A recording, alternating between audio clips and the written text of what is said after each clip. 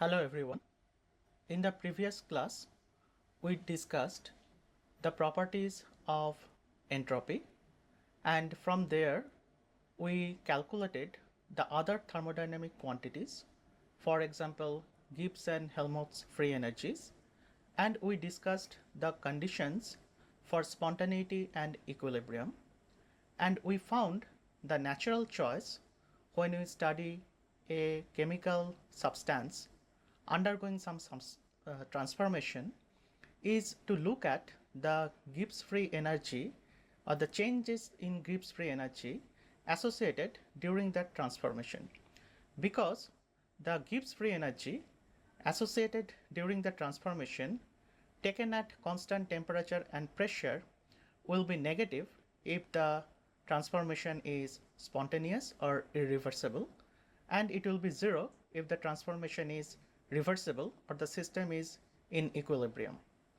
And since in most of the chemical or physical processes, when we study a transformation, usually the pressure and the temperature are kept constant, the natural choice turned out to understand or to measure the Gibbs free energy change for the system. Now, based on our previous discussion, we will discuss today phase transformation. Now, we already discussed what is a phase. If you remember, by phase, we said a phase will be something that is chemically uniform throughout the system. The composition is chemically uniform, and also it will have a concept of physical uniformity. To understand that, what we mean by this uniformity, we also considered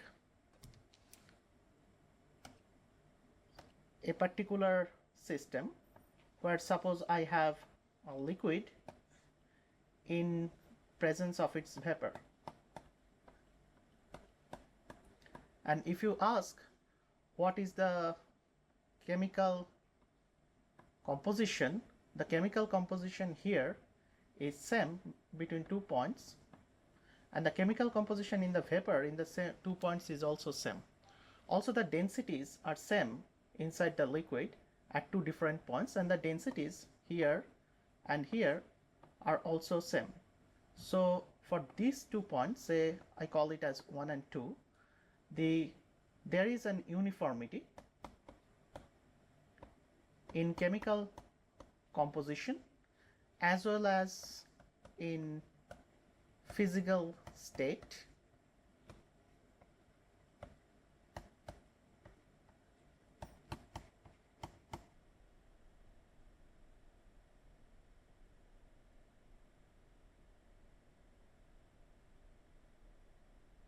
Similarly, there is an uniformity also in the vapor phase.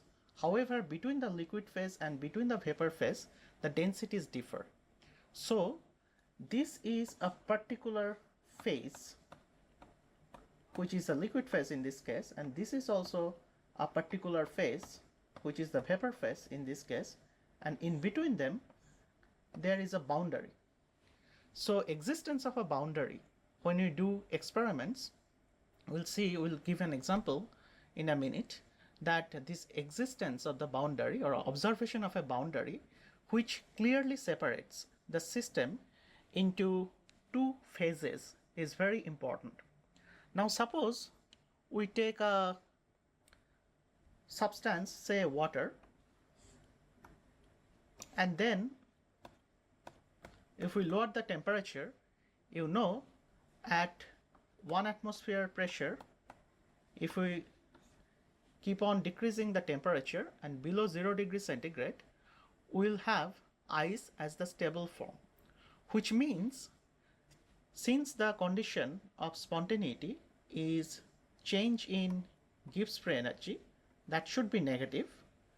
When the temperature is below 0 degrees centigrade, ice is more stable form, means the free energy associated with water, liquid water, is larger than the free energy associated with solid ice.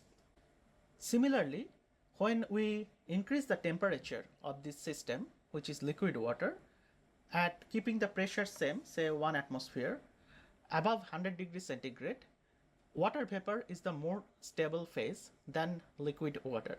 So in that case, liquid water will have more Gibbs free energy than the water vapor. So the system will try to minimize its Gibbs free energy. And in the range 0 degree to 100 degrees centigrade, that range at 1 atmosphere, water has the minimum, liquid water has the minimum Gibbs free energy, and that's why we see in that normal room temperature and as well as 1 atmosphere pressure, we always see that water is present in its liquid form.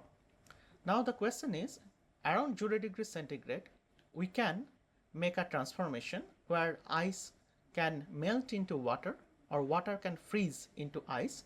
So the system, water and ice are in equilibrium, which means the Gibbs free energy at that temperature, which is 0 degrees centigrade, at that pressure, which is 1 atmosphere, must be equal. And then when we talk about the phase transformations, we will utilize this condition. Now, the example I gave you is something like an example between a solid to liquid phase transition and vice versa, and a liquid to vapor phase transition and vice versa.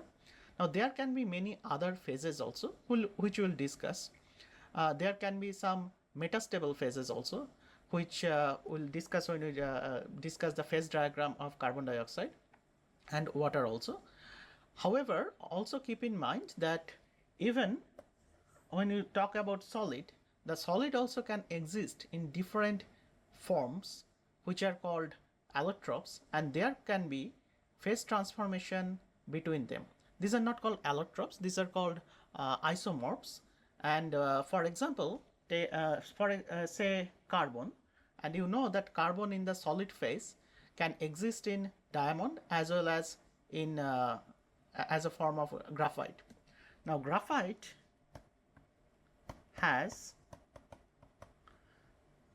is actually more stable, so which means it has less Gibbs free energy than diamond at normal pressure and temperature.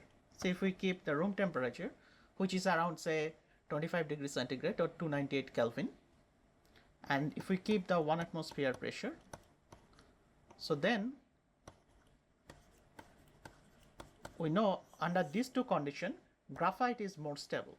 But we also see that diamond exists, which means there is a kinetic barrier from going from diamond to graphite. So this kinetic barrier we are not going to discuss about. What we are going to discuss about is only the thermodynamics of the problem, meaning which form is more stable or which form is less stable. We are not going to discuss how one form is going to get transformed or the time scales associated with that transformation. That's a realm of kinetics.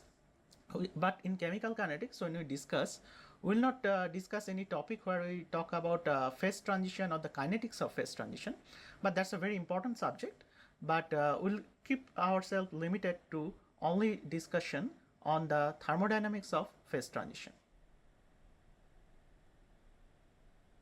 Now, we discussed when we were talking about the real gas, and remember that we talked about Andrews curves there, and it looked like something like if we draw the pressure volume diagram,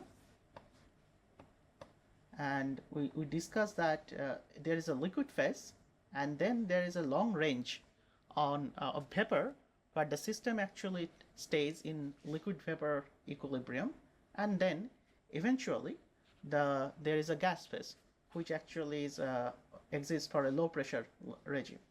And if you keep on increasing the temperature, we'll get to a point where basically the liquid and the vapor coexist, and all this range of liquid vapor equilibrium gets reduced to a particular point, and that point we talked about critical point.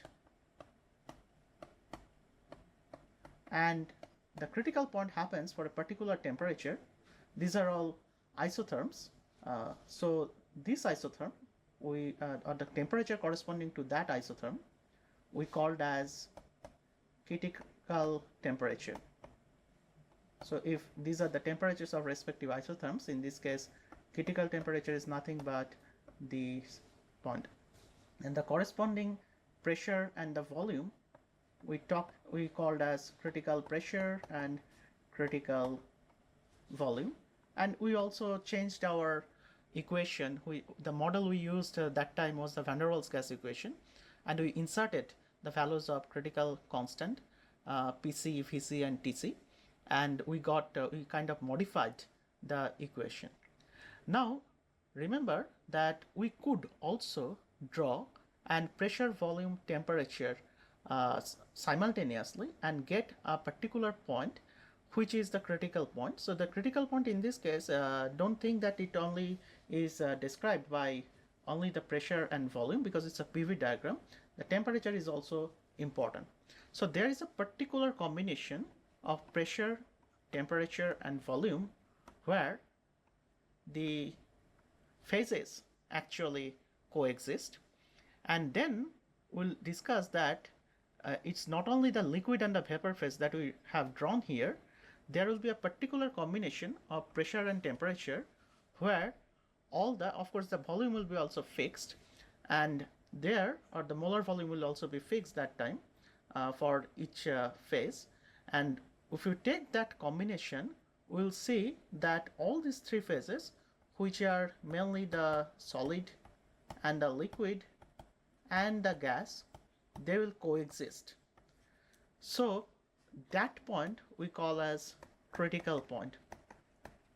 So critical point not only means that, now just like there exists a critical point, there also exists a point corresponds to a particular temperature and a particular pressure where all three phases, mainly the solid phase, liquid phase, and the gas phase, they coexist. And then this point we call as triple point, because it's three phases coexisting for some temperature and pressure combination. And obviously the Gibbs free energy for any phase, be it liquid or gas or the solid, must be equal at the triple point. And usually we denote the triple point as T with a suffix 3 to denote that it's a triple point, that there is a 3 number associated with it.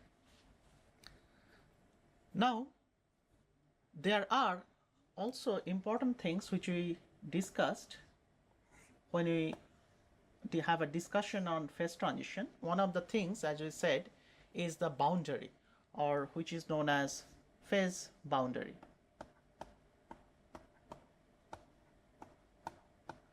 Now this phase boundary is a physical boundary.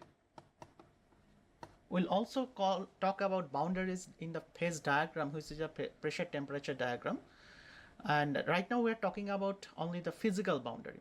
Now suppose we have water and we are heating the water, then what will happen is that water will evaporate at 100 degrees. At any time temperature, there will be a equilibrium between water and the water vapor.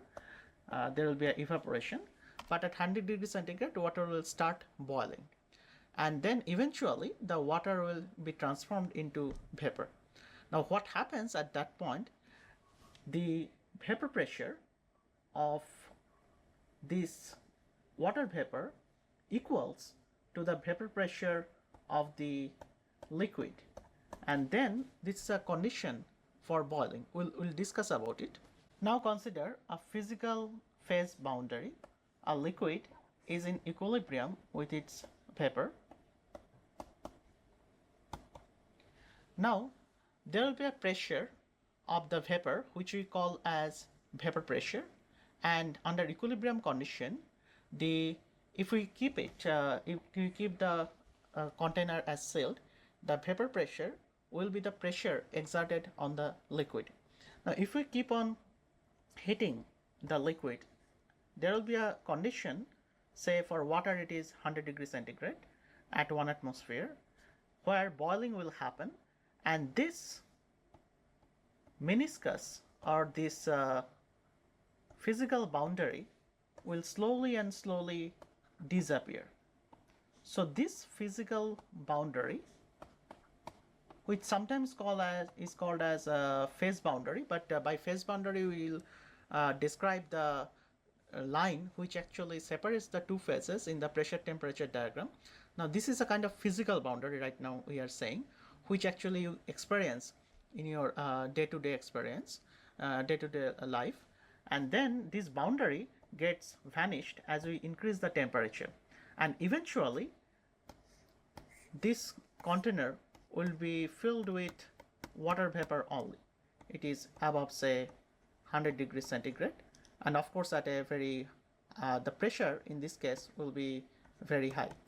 If we keep it at a open vessel, like there is no, say for example, there is no the container is not a sealed container, so then the situation will be slightly different. Then when the vapor forms, the pressure will be 1 atmosphere. However, if we make it a sealed container, then the pressure will also build up, and we'll have a very interesting situation where the entire vapor like phase will cover the entire container, but that vapor we usually call it as a supercritical phase. The reason being that the pressure is not 1 atmosphere there, because as you are transforming the liquid, in this case water, into vapor, the pressure of the vapor is increasing, and at a very very high temperature and pressure you will see that the meniscus is completely vanished, and then a uniform phase appears. Remember that there are two distinct phases here, liquid and vapor, and that disappears, and some kind of new phase appears. So those kind of phases are actually are metastable phases, in the sense that if you had done it in an open container, you will never see that, because you'll always see that during boiling the vapor comes, and then eventually everything will be just water vapor, which will of course escape this container. But if you had done it in a sealed tube or sealed container, you will realize the existence of metastable phases. Now all this discussion, metastable phases, or the triple point, existence of a triple point, and also critical point, which we realized when we discussed Andrews curve. So all these things can be actually plotted in a phase diagram. Now by phase diagram, definitely we mean a diagram which is the variation, how the pressure and the temperature varies for the system as the system undergoes a transformation from one phase to another phase. And we are going to discuss that, and the choice of pressure and temperature is obvious, because then we can make this condition that during the phase transformation the change in Gibbs free energy should be 0, and for a particular pressure and temperature, that phase will be the most stable, for which the Gibbs free energy is negative, or Gibbs free energy is less compared to the other phase. So if we have two phases, G1 and G2, if G1 is less than G2, then at some fixed pressure and temperature, then in that pressure and temperature, G1 is more stable form. And this can be observed, or this may not be observed, as I said that in normal pressure and temperature, graphite is more stable, but we also see that diamond exists, which means that there is a kinetic barrier, and to make the graphitic like arrangement of carbon atoms from diamond, we need to supply a lot of energy, and under normal temperature and pressure this is not possible. So both forms exist, although diamond has much higher Gibbs free energy than graphite. Now we'll discuss first few typical phase diagrams of three substances: carbon dioxide, water, and liquid helium or helium-3. Let us first consider the phase diagram of carbon dioxide. Now on y-axis we have pressure, and on x-axis we have plotted temperature. Now as you can see, there is a distinct line here which we'll call as phase boundary. So this is different from the boundary we just discussed. That was a physical boundary which you can see, just like for example, if I have a piece of solid in equilibrium with its vapor, then you can see clearly surface of the solid, that there's a physical boundary. But we are now talking about a phase boundary which appears in the pressure temperature diagram. And now let us consider where is the normal pressure and temperature. So normal pressure is 1 atmospheric pressure, which is here, and suppose normal temperature is say 298 Kelvin, which is here. So if we draw a point here which corresponds to normal pressure and temperature, you can see the phase which exists there is the gas phase. So at low pressure the gas phase exists. Now suppose we are increasing the temperature, then what happened, at some point we'll have an existence of all these three phases together. Now before that, let us consider this thing. If we just freeze or lower the temperature of the gas carbon dioxide, what will happen at this temperature, which is 194.7 Kelvin, below that temperature the gas will just form the solid, and you know that that is called dry ice. So dry ice you can just get by cooling down the carbon dioxide gas, which is very interesting. It is unlike water. The gas is not going through liquid to solid. The reason being that at 1 atmosphere pressure there exists a phase boundary between gas and the solid.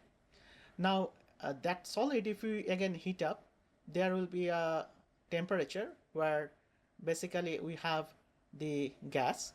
So that temperature we call it as a solid to vapor transformation, means actually it's a sublimation temperature. So here for carbon dioxide the sublimation temperature is 194.7 Kelvin. Now suppose we are increasing the pressure. So what will happen? So if we increase pressure, you see that if we start from say here at some point where the pressure is very high, around say above it's actually not to scale, it's say around 60 degree or so, and suppose we start with a temperature of say something around say 300 Kelvin, then we find that of course here also the gas is stable. But if you now cool down the temperature, what will happen?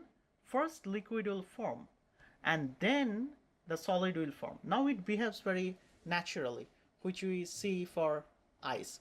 However, this happens for a very, very high pressure. So when we use carbon dioxide cylinders for different purposes, carbon dioxide is used as a low temperature matrix. Carbon dioxide is as a inert gas in many chemical reactions to keep that environment. So in those cases we need to carry or transport carbon dioxide.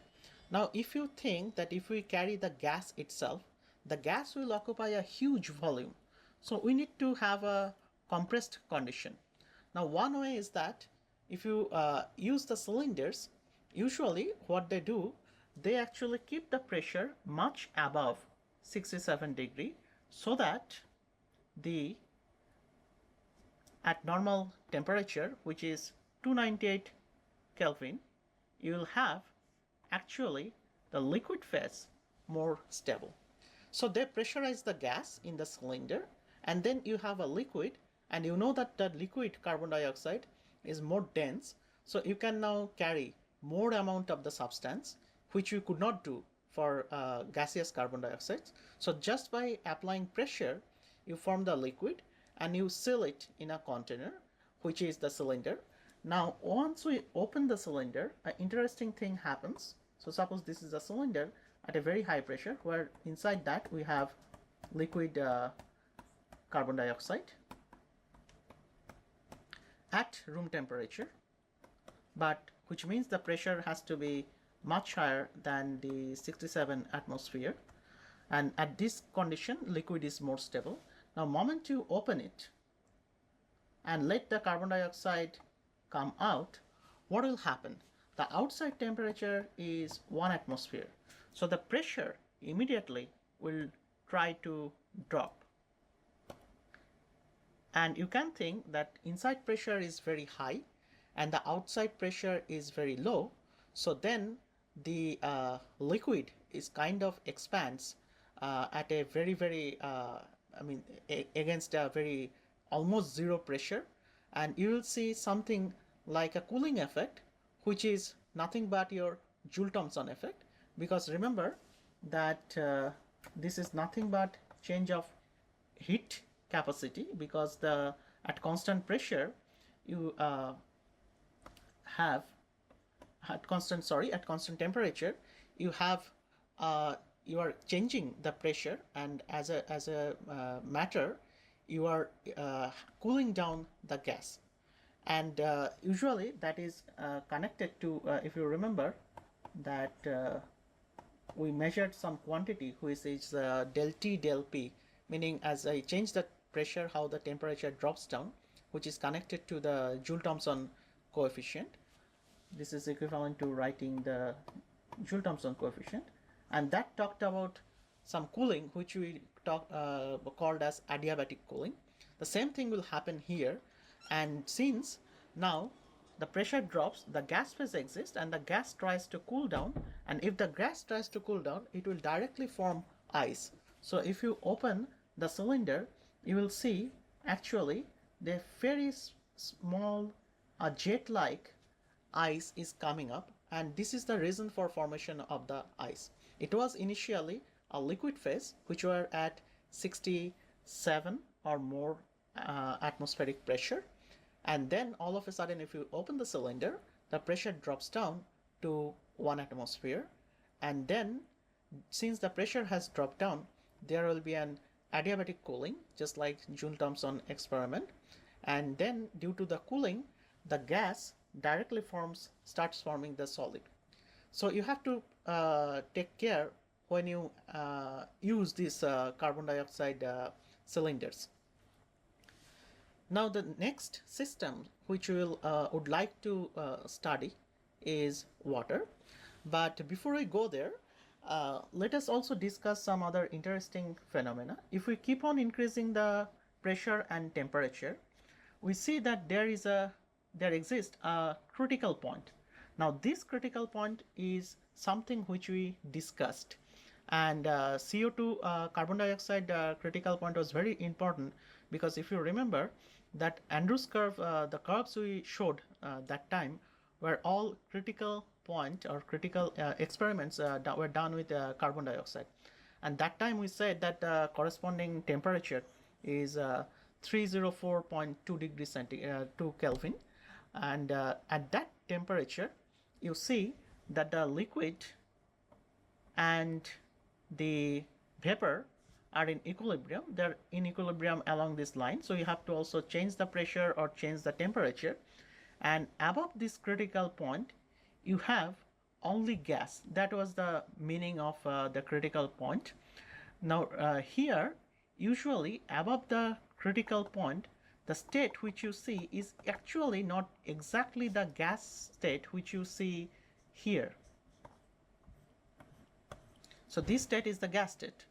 So what I mean is that you had some kind of metastable phase which we call as a critical vapor, and that critical vapor exists above critical temperature. So exactly it is something like the same example which we just gave, that if we take water in a sealed container and keep on heating it, then we'll see that the boundary disappears, and then there will be a uniform phase that will appear at a very high pressure and very high temperature. The pressure is getting high because the container is sealed. So as we are heating we are getting more and more water vapor, and which is increasing the pressure more and more, and that's how we reach the critical state. Now there is also a solid liquid equilibrium which we discussed, but that occurs at a very high temperature.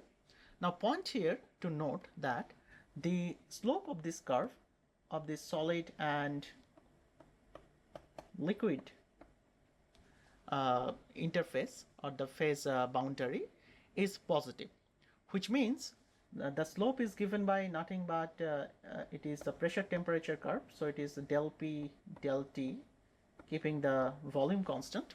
So that del P del T V is positive, which means if we increase the temperature, we'll see the pressure is actually increasing, and we'll quantify it in the sense that we'll show that this quantity del P del T at constant volume will be nothing but changes in the molar volume from going from one phase to the other phase, and usually the liquid has more molar volume than the solid. When the solid goes into the liquid, the volume get increased. So that's why the slope is positive. We'll see exactly an opposite effect when we discuss the phase diagram of water, which we are just going to discuss. So this is the carbon dioxide phase diagram. Once again, to summarize, at normal temperature and pressure, the gas form is the most stable, which you can easily see here. And then at keeping the pressure constant, which is 1 atmosphere, if you cool down the gas, it will immediately freeze, which means there will be dry ice forming. Now to get to the liquid, we have to increase the pressure. If we do not change the if we keep on increasing the temperature, it will be always gas, as you can see, at 1 atmosphere. But if we increase the pressure as well, you can reach to this region, which is the liquid region, and then you can compress the liquid inside a cylinder. And if you very slowly change the temperature of the liquid, you can go from liquid to solid. And what happens when you open all of a sudden a cylinder, then the cooling happens, and the pressure of the gas actually drops down. And because there is an external pressure which is equal to 1 atmosphere, and then due to severe cooling, the gas actually forms directly the ice, and then you see it as a formation of a nice ice-like filaments in air, which is nothing but the dry ice. And there exists a triple point which corresponds to 5.11 atmospheric pressure and 216.8 Kelvin temperature. And there also exists a critical point, and the critical point is the same critical point which we discussed during the pressure volume curves of real gases. And there we showed that at critical point, we denoted it as the parameters as Tc, Pc, and Vc. Now remember that in that case, we are showing the curve as pressure versus volume. In this case, we are showing pressure versus temperature. And in the pressure temperature curve, you realize that there is a triple point. And again, the choice of pressure temperature naturally follows from the equilibrium or spontaneity condition of the associated change in Gibbs free energy. Now let us look how the water phase diagram looks like. Now for water, it's a very interesting phase diagram.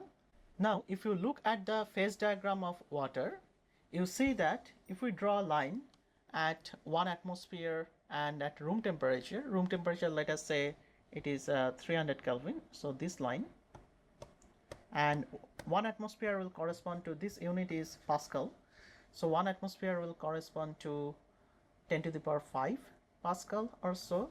So the line will be somewhere here. So you can see that the most stable form is the liquid form here, and here we have the vapor form, and here we have the solid form, and this is the boundary which basically separates the liquid from the solid, and this is the boundary which separates from the solid from the vapor, and this is the boundary which separates from the vapor to the solid. So as before, we have a triple point here which exists around 10 to the power 3 Pascal, and it is close to some 300, it's around 275 or so Kelvin. Now the point here is that at normal pressure, if we cool down the vapor which is existing here, say at high temperature above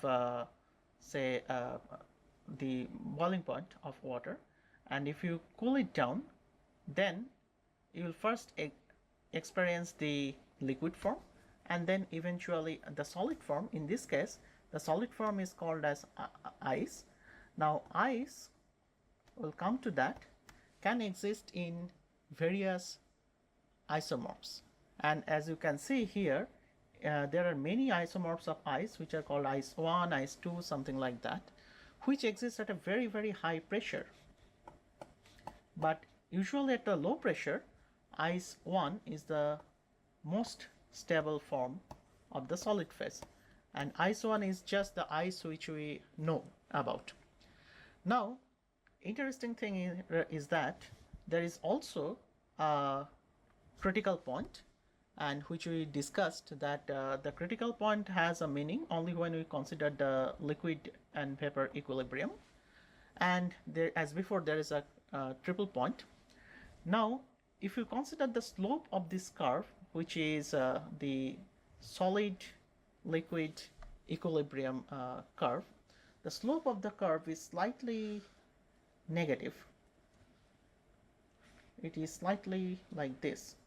So the del P del T V is negative, and as we will see that we can connect it to the change in molar volumes.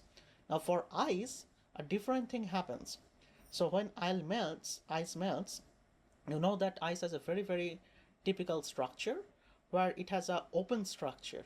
All the water molecules are oriented in more or less in a tetrahedral fashion, where the oxygen atoms are located on the four corners of a regular tetrahedron, and then also the hydrogen atoms are bonded to the hydrogen atoms for one oxygen atom, one water molecule is making a hydrogen bond with the oxygen of the other water molecule, and that's how ice structure is stabilized. But the structure is very much open, so when it forms liquid water, the structure partly collapses, and you know that up to 4 degrees centigrade the structure keeps on collapsing, which means the molar volume of liquid water at 0 degrees centigrade is more than the molar volume of ice at 0 degrees centigrade. So there will be a decrease in molar volume, which makes this slope negative. And after 4 degrees centigrade, again we see the regular behavior, that if you keep on increasing, then the molecules are having more and more kinetic energy, so they go far apart, and then the volume increases or the density drops down, which is a normal behavior. But from ice to water near 0 degrees centigrade, you see a decrease in the molar volume that causes the slope of the curve, the phase boundary between the liquid and the solid phase, to be negative. Now what do we mean by the different isomorphs of ice is as follows. We see that at very high pressure we can get different forms of ice. Now when I say different forms, it's just like graphite and carbon. So you see a different structure of ice altogether. Now these structures also exist in nature. For example, if you think about a glacier is a big chunk of ice, And at the bottom of the glacier, what will happen that due to its huge pressure, and suppose the glacier is forming on a rock, and then in between the rock and the surface, I mean, they're exerted huge, at that interface, huge pressure is exerted, and the water molecules at that interface, they form a ice which is something like these isomorphs. Like at a very very high pressure and low temperature, you have different forms of ice, and those forms are very important because those forms actually now control the mobility of the glacier, whether the glacier will move or not, how it is sticking or interacting with the rock surface that it is formed on. So everything depends on those isomorphs of ice, which is not a normal ice. Normal ice we call as ice 1. So these isomorphs, or these phases of these isomorphs, are usually called as metastable phases. Some people call it as exotic phases. You can also create them in laboratory by increasing the pressure to a very very high extent. But usually the point here is that they also exist in nature. Now the third thing which we will discuss is the phase diagram of helium-3. Now helium-3 exists in a it has a very very interesting phase diagram, as you can see, and usually we call it as a lambda curve. Why lambda? It will be clear when we talk about the Ahrenfest diagram, Ahrenfest classification of phases. Now you see here that at normal temperature and pressure, which is here at 4 Kelvin, we have actually normal temperature. Of course it will be very high, and there the gaseous helium will exist.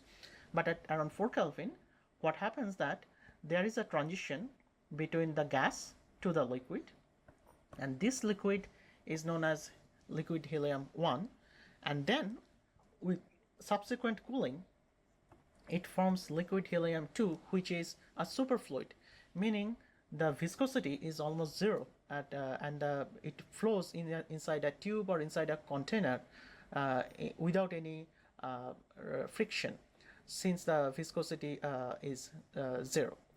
Now you can also see here that there is a triple point exist. Now this triple point is not between gas, liquid and solid. It is between gas, liquid helium-1 and liquid helium-2. And also there exists a critical point which is between the gas and the liquid helium-2. There are also other forms of helium. You can see the solid helium also exists, which has a HCP structure, and you can also have a very small region of the solid which is a BCC structure. By HCP we call as a hexagonal close pack. You'll learn it in when you talk about the solid state chemistry.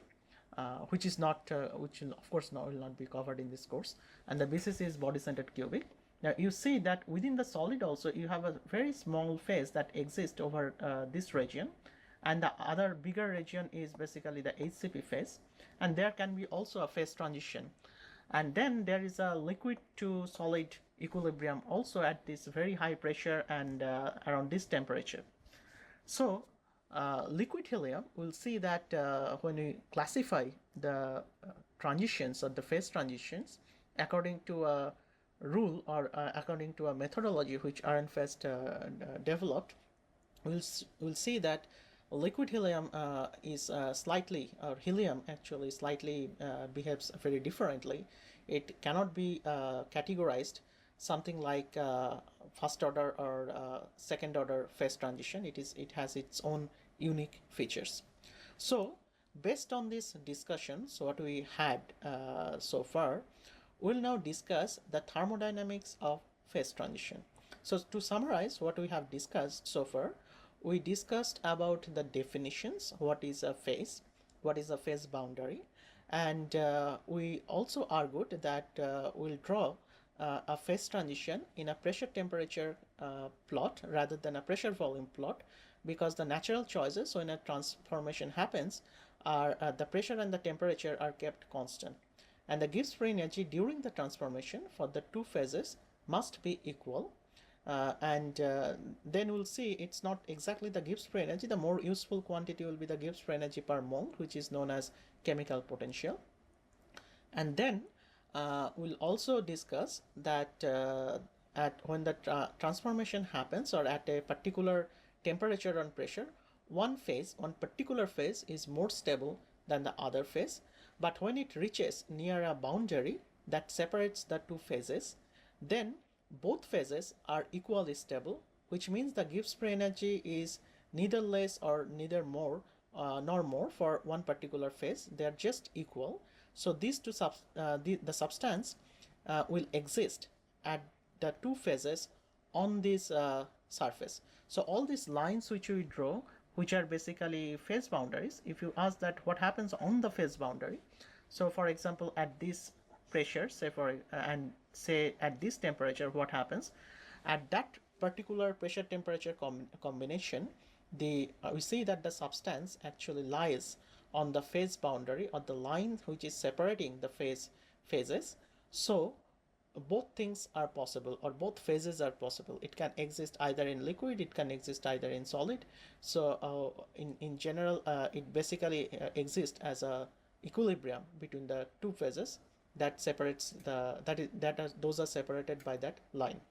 So we'll now in the next lecture we'll continue on this, and we'll talk about first the thermodynamics of phase transition, where we'll discuss how the chemical potential, or the Gibbs free energy per unit mole, changes as we vary the pressure or the temperature.